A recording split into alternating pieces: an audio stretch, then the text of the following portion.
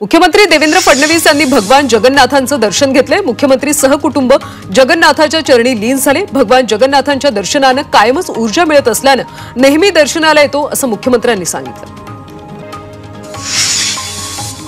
रयत शिक्षण संस्थेच्या नव्या इमारतीचं उद्घाटन करण्यासाठी शरद पवार पनवेलमध्ये दाखल झाले होते। दरम्यान त्यांचं ढोल ताशांच्या गजरामध्ये स्वागत करण्यात आलं। तळोजा इथल्या बावनचे परिसरामध्ये रयत शिक्षण संस्थेची नव्या इमारतीचं उद्घाटन शरद पवार यांच्या हस्ते झालं।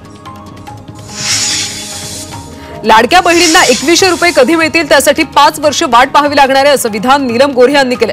1500 रुपयांवरून 2100 रुपये देऊ असं महायुतीने निवडणुकीआधी सांगितलं होतं, मात्र कधी देणार ते सांगितलेलं नव्हतं। महायुतीचे तिन्ही नेते एकत्र मिळून शिकस्त करतील आणि लवकरात लवकर 2100 रुपये मिळतील असंही त्यांनी म्हटलं। किल्ले रायगडावरच्या वाघ्या कुत्र्याची समाधी हटवण्याच्या मागणीसंदर्भात अभ्यासाअंती निर्णय घेतला जाईल असं राज्याचे सांस्कृतिक कार्यमंत्री आशिष शेलार यांनी म्हटलंय। आज किल्ले रायगडावर छत्रपती शिवाजी महाराज यांना अभिवादन केल्यानंतर त्यांनी वाघ्या कुत्र्याच्या समाधीची पाहणी केली। पालघर जिल्हा परिषदेचे नवे मुख्य कार्यकारी अधिकारी म्हणून मनोज रानडे यांची नियुक्ती झाली। मावळचे मुख्य कार्यकारी अधिकारी भानुदास पालवे यांनी मनोज रानडे यांच्याकडे पदभार सोपवला। यावेळी अतिरिक्त मुख्य कार्यकारी अधिकारी रवींद्र शिंदे उपस्थित होते। कोकण रेल्वेचं भारतीय रेल्वेमध्ये विलीनीकरण करायला गती देण्याची मागणी खासदार नरेश म्हस्केंनी संसदेत केली। महाराष्ट्र शासनाने या निर्णयाला मान्यता दिली, तसंच केरळ, कर्नाटक आणि गोवा राज्यही विलीनीकरणासाठी अनुकूल आहेत। त्यामुळे रेल्वे मंत्रालयाने तातडीने याबाबत ठोस पावले उचलावीत अशी मागणी म्हस्केंनी केली। राज्यातल्या 560 गोशाळांच्या खात्यामध्ये अनुदान जमा करण्यात आले। गोवंश परिपोषण योजनेतून 25 कोटी 44 लाखांचं अनुदान देण्यात आलं। मुख्यमंत्री देवेंद्र फडणवीसांनी गेल्या 3 महिन्यांचं अनुदान ऑनलाईन पद्धतीने जमा केलं।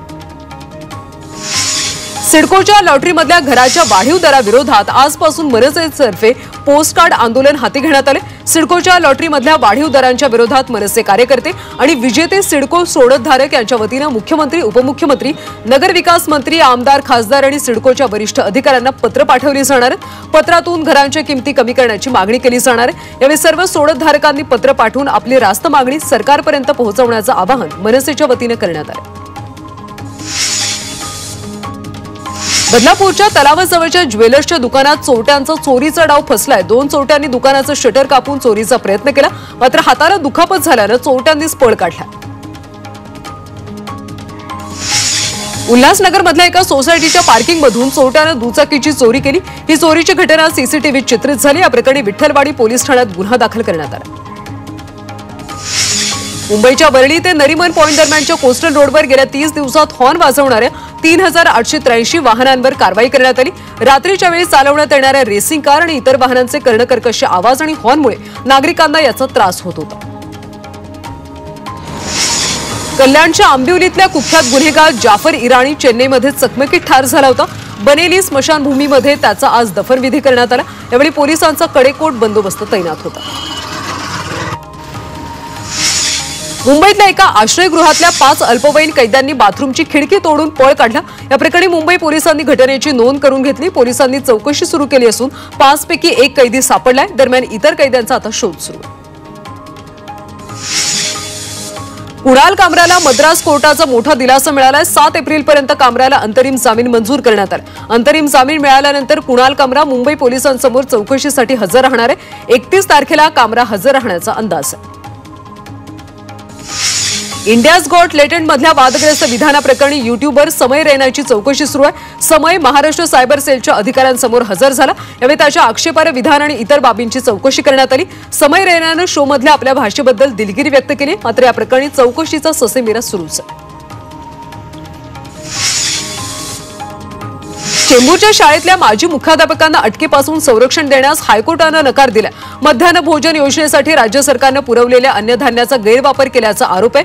आरोपी खरी माहिती देत नसल्यानं चौकशी आवश्यक असल्याचं कोर्टानं म्हटलंय। डोंबिवलीमध्ये 2 कोटींच्या खंडणीसाठी मुलाचं अपहरण करण्यात आलं। शाळेत सोडणाऱ्या रिक्षा चालकानंच मुलाचं अपहरण केलं। 3 तासानंतर पोलिसांनी मुलाची सुखरूप सुटका केली। या प्रकरणी रिक्षा चालकासह एका संशयिताला ताब्यात घेतलं। दारू पिणं लपवलं तर विम्याचे पैसे मिळणार नाहीत असा महत्त्वपूर्ण निकाल सुप्रीम कोर्टानं दिला। जर एखाद्या व्यक्तीने पॉलिसी विकत घेत असताना दारू पिण्याची सवय लपवून ठेवली असेल तर विमा कंपनी त्याचा क्लेम नाकारू शकते। मुरबाडमधल्या झुंजाराव वाड्याला आग लागली। यामध्ये झुंजाराव वाडा जळून खाक झालाय। 250 वर्ष जुना झुंजाराव वाडा होता। सुदैवाने आगीमध्ये कुठलीही जीवितहानी झाली। पनवेल इथल्या पळसपे फाट्यावर एका ट्रेलरच्या केबिनला आग लागली। आग लागताच ट्रेलर चालक तात्काळ खाली उतरला, मात्र आग मोठी असल्याने कंटेनरचं नुकसान झालं। अग्निशमन दलाने आग आटोक्यात आणली। यामध्ये कोणतीही जीवितहानी झाली नाही। भिवंडी शहरातल्या नायगाव परिसरात अंगावर छताचं प्लास्टर कोसळून चिमुकल्याचा मृत्यू झाला। अन्सारी अपार्टमेंटच्या तळमजल्यावरच्या घरात ही दुर्घटना घडली। यामध्ये बाळाची आई देखील गंभीर जखमी झाली। पहाटे झोपेत असताना दोघांच्या अंगावर छत कोसळलं। त्यांना उपचारासाठी रुग्णालयात नेण्यात आलं, मात्र उपचारादरम्यान मुलाचा मृत्यू झाला। मुंबई नाशिक महामार्गावरच्या शहापूरजवळ भिवंडीवरून संभाजीनगरच्या दिशेने जाणाऱ्या आयशर टेम्पोचा अपघात झाला। वाहन चालकाचं गाडीवरचं नियंत्रण सुटल्यानं दुभाजक तोडून ट्रक दुसऱ्या लेनवर पलटी झाला। या अपघातात चालकासह वाहक जखमी झाला। सुदैवाने जीवितहानी झाली नसून गाडीचं मोठं नुकसान झालं। ई कॉमर्स साईटवरून ग्राहकांना चक्क नकली माल विकला जात असल्याचं उघडकीस आले। ब्युरो ऑफ इंडियन स्टँडर्ड्स अर्थात BISनं अमेझॉन आणि फ्लिपकार्टच्या गोदामांवर छापे टाकलेत। यामध्ये अनेक दर्जाहीन आणि प्रमाणपत्र नसलेली उत्पादनं जप्त करण्यात आली। यामध्ये 70 लाखांहून अधिक रुपयांचा नकली माल जप्त केला। मुंबई मनपाला IITच्या सल्ल्यापोटी मोठा आर्थिक भार सोसावा लागतोय। रस्त्याच्या काँक्रिटीकरणाच्या कामांचा दर्जा राखण्यासाठी थर्ड पार्टी ऑडिट करण्याच्या उद्देशानं IIT मुंबई या संस्थेची सल्लागार म्हणून नियुक्ती करण्यात आली। या संस्थेला आतापर्यंत 38 कोटी रुपये देण्यात आले। ठाणे वाहतूक पोलिसांनी जप्त केलेल्या बाईकचे मालक गायब झाले, त्यामुळे पोलीस अशा दुचाकींचा लिलाव करणार आहेत। या दुचाकी ताब्यात घेण्यासाठी कुणीच न आल्यानं पुढच्या 8 ते 10 दिवसात या दुचाकींचा लिलाव केला जाणार आहे। भिवंडीमध्ये महापालिकेनं मुख्य रस्त्यांच्या फुटपाथवरची अतिक्रमणं हटवलीत। महावीर चौकातल्या फुटपाथवरची अवैध टपरी पालिकेनं JCBच्या सहाय्यानं हटवली। अतिक्रमण विभागानं अवैध बांधकामांबाबत माहिती देण्याचं आवाहन केलं।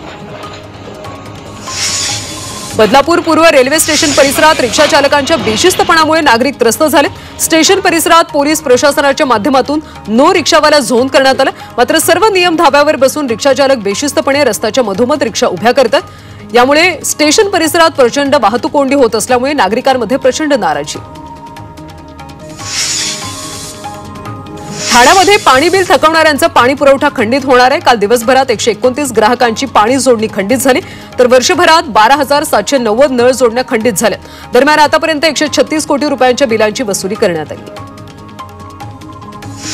नवी मुंबईमध्ये पाणी पुरवठा बंद आहे। नवी मुंबई महापालिकेच्या CBD इथल्या मुख्य जलवाहिनीला गळती लागली, त्याच्या दुरुस्तीसाठी पाणी पुरवठा बंद करण्यात आला। मुंबईतल्या H पश्चिम विभागातल्या खारदांडा डॉक्टर आंबेडकर मार्ग परिसरातला पाणी पुरवठा वेळेमध्ये बदल करण्यात आला। पाली हिल जलाशयासाठी मुख्य जलवाहिनीच्या कामासाठी 3 एप्रिलला पाणी पुरवठा वेळेमध्ये बदल असतील। दरम्यान खबरदारी म्हणून नागरिकांनी आवश्यक पाणीसाठा करून ठेवण्याचं आवाहन करण्यात आलं।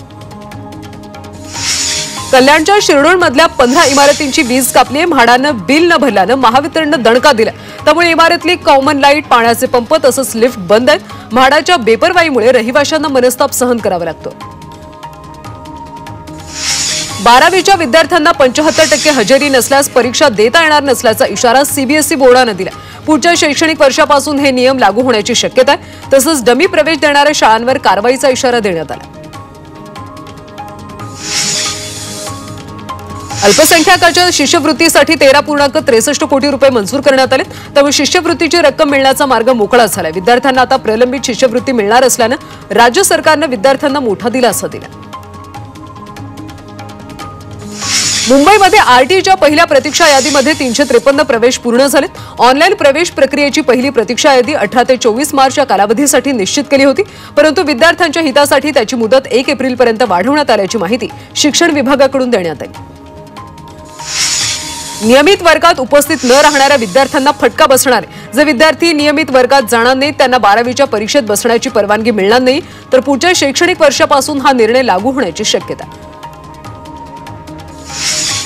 मुंबईच्या पवईतल्या national institute of industrial engineering या संस्थेला IIMचा दर्जा मिळालाय, त्यामुळे संस्थेमध्ये प्रवेशासाठी आता गर्दी झाली। या संस्थेमध्ये MBAच्या 540 जागांसाठी तब्बल 5 लाख अर्ज आलेत।